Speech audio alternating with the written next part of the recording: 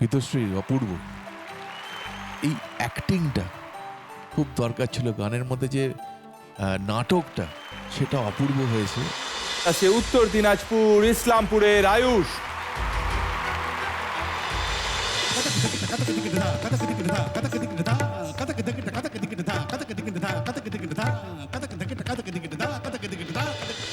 দোহাই দোহাই মান করো না। বাহ, ক্যা বাত। Thank you sir. এই গানটা না থ্রোটা খুব ট্রিকি, বিকজ স্পেশালি এখানে যে করছিস এই অ্যারেঞ্জমেন্টটা is very different from the original. It's a percussion heavy at arrangement, তার মধ্যে not to push voice so much যাতে ইট সিমস লাউড, বাট অত হালকাও করে না গাওয়া যাতে গলাটা শোনা যাচ্ছে না। এই যে মাঝামাঝি পথটা সেটা খুব সুন্দরভাবে তুই বার করেছিস, and that shows a very very intelligent musical mind. Thank you so much. Thank you so much. Thank you sir. তোমরা তুই যখনই আসিস এটা তবলার ঝড় নিয়ে আসিস, এত সুন্দর লাগছে দেখতে না, কত কালচারালি রিচ এই জায়গাটা, যে একটা সঙ্গীতের সেরা মঞ্চের মধ্যে এরকম একটা অ্যাটেম্প্ট করা হচ্ছে যে তবলা যদি হয় শুধু এমনি তবলা না, তবলা যদি ঝড় বইয়ে দেওয়া যায়, সেটাই কিন্তু is the epitome of music. It's so beautiful. Thank you so much. Thank you so much. Thank you. প্রথমত তন্ময় কাকুকে প্রণাম, ওয়েলকাম। স্টেজটা দেখতেই এত সুন্দর লাগছে, মনে হচ্ছে একটা মানে লার্জার দেন লাইফ। খুব সুন্দর, খুব সুন্দর। আর আয়ুষ, খুব সুন্দর গেয়েছো।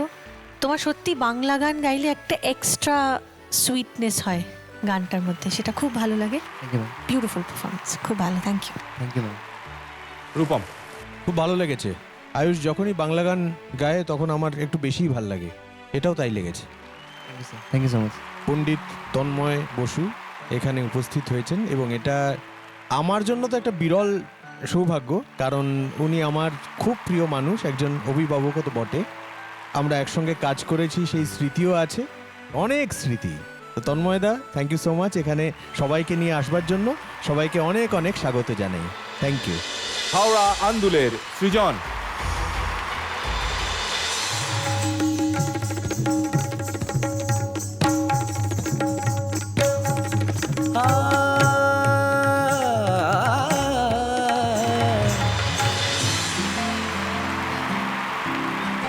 এই গানগুলো আর হয় না, এই জন্য আজকাল অত শোনা হয় না। আই এম সো হ্যাপি যে এই গানগুলো প্রেজেন্ট হচ্ছে, বিকজ অফ দিস একটা degree of difficulty of this songs is huge. ঠেকা, কথা পরিষ্কার রাখা, লয়ে রাখা, ভাব রাখা, পরিষ্কার করা, keeping all that in mind, I think you have done a fantastic job. Really really proud. অনেক বেটার হবে, টেম্পোটা ডাউন করতে হবে, ইন্টারনাল ক্লকটাকে ডাউন করতে হবে, but that's a great step forward. Thank you so much. Thank you. Thank you so much. এই গানগুলো আসলে এমনভাবে মনের মধ্যে গেঁথে আছে না, আমি মাঝে মাঝে ভুলেই যাচ্ছি যে আমি বিচার করব না, শুধু শ্রোতা হয়ে শুনবো। খুব ভালো গেয়েছো। আমি গোল্ডেন গিটারটা যতটা না তোমার গান গাওয়ার জন্য দিয়েছি, তার থেকে বেশি দিয়েছি তুমি এই গান দুটো অ্যাটেম্প্ট করেছো বলে। খুব ভালো হয়েছে, আরও অনেক ভালো হবে যত এই গানগুলো শুনবে, যত এই গানগুলো বারবার করে গাইবে, যত ভেতরে এই জিনিসগুলো ইমবাইবড হবে, তত বেটার রেন্ডিশন হবে। সেটা নিশ্চয়ই সময়ের সঙ্গে সঙ্গে তোমার হয়ে যাবে। থ্যাংক ইউ সো মাচ, ভালো হয়েছে, খুব ভালো। Thank you so much ma'am. আজ সঙ্গীতের সেরা মঞ্চে এক বিশেষ পর্ব আমরা উদযাপন করব ভারতীয় সঙ্গীতের ধ্রুবতারা, পদ্মশ্রী, পদ্মভূষণ, দাদা সাহেব ফালকে পুরস্কারপ্রাপ্ত কিংবদন্তি মান্না দের কালোজয়ী সমস্ত গান।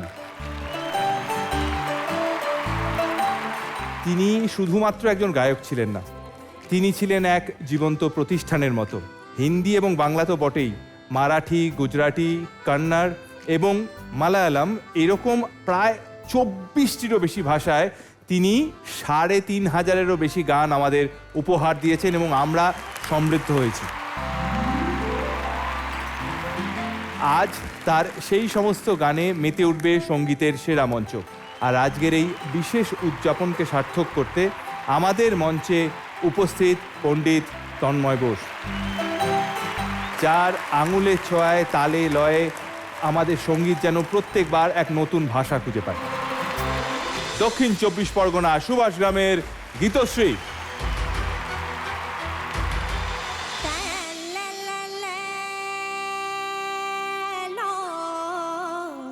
ধান ধান ধা ঘের নাক দি ঘের নাক ধে ধে ಹೆರನಗ ತಕ್ಕಟ ದಿಕ್ಕಟ ಕತದ ತಾ ಕತಕ ದಿಗೆನ್ನದ ಹೆರನಗ ತಕ್ಕಟ ದಿಕ್ಕಟ ಕತದ ತಾ ಕತಕ ದಿಗೆನ್ನದ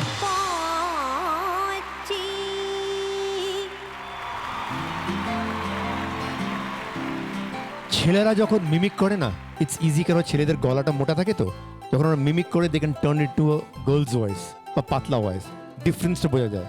মেয়েদের গলাটা অলরেডি পাতলা, তো ইটস ভেরি ডিফিকাল্ট। খুব কম মেয়ে গায়িকারা আছে যারা এরকম টাইপের গান মিমিক করে করতে পারে, সংখ্যা খুবই কম। What is beautiful about this is যে কনস্ট্যান্টলি ও না শুধু ভয়েসটা চেঞ্জ করে করেছে, এই গানটা মানে বিউটিফুল একটা চাল আছে, এই চালটাকে ও রেখে গানটা গিয়েছে, ইট ইজ অ্যাবসলিউটলি বিউটিফুল। ক্যা বাত। আমি এই গীতশ্রীকে চিনতেই পারছি না, নিজেকে মোল্ড করে এইভাবে যে এটা যেটা শান্তনুবাবু বললেন, উইথ সুর আর এরকম একটা টাফ কম্পোজিশন, সাংঘাতিক tricky composition. Hats off to you, just thank you. Geetashree Apurba, এই অ্যাক্টিংটা খুব দরকার ছিল গানের মধ্যে, যে নাটকটা সেটা অপূর্ব হয়েছে। আমি অনেক দিন বাদে এখানে এসে জিত, জানিস আমার খুব ইন্টারেস্টিং লাগছে, কারণ এই যে মহামঞ্চ, এখান থেকে শিল্পী তৈরি হতে তো হয়। শান্তনু দেখেছে শুরু থেকে, আমি যতবার এত বছরে এসেছি দেখেছি এরম সব বিচারকদের সামনে ও যা ছিল, আমি ওকে অডিশনে শুরুতে যা শুনেছিলাম, আজকে যা শুনছি আমি কল্পনাই করতে পারছি না।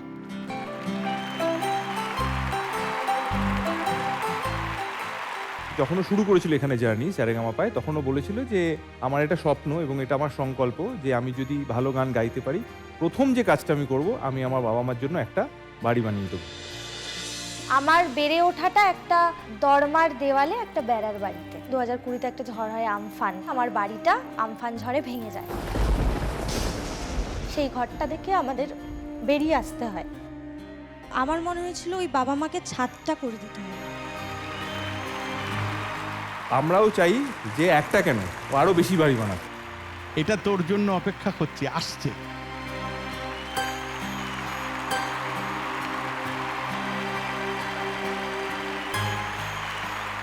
গীতশ্রী, তোকে শুধু একটা কথাই বলবো, তোর আজকের এই পারফরমেন্সটা না, এই জি বাংলা সারেগামাপায়ের তো অনেক দিনের যাত্রা এবং অনেক দুর্ধর্ষ পারফরমেন্সেস এখানে হয়েছে, সেই পারফরমেন্সগুলোর মধ্যে একটা হয়ে থাকবে। আজ থেকে অনেক বছর পরও যখন জি বাংলা সারেগামাপার কথা উঠবে, সবাই বলবে গীতশ্রী একবার সাভারিয়া গিয়েছিল, যা গিয়েছিল না, ফাটিয়ে দিয়েছিল। ফ্যান্টাস্টিক, ফ্যান্টাস্টিক, কোনো কথা হবে না, অসাধারণ। খুব ভালো থাক, ভীষণ ভীষণ ভালো থাক। Thank you. অসাধারণ, মানে আমি তো ভাবতেই পারছি না তুই গাইলি কি করে এটা। তুমি তো বহুরূপী দেখছি। হ্যাঁ, অসাধারণ, অনেক অনেক অনেক ভালোবাসা, আশীর্বাদ, এরম ভাবেই গেয়ে যা।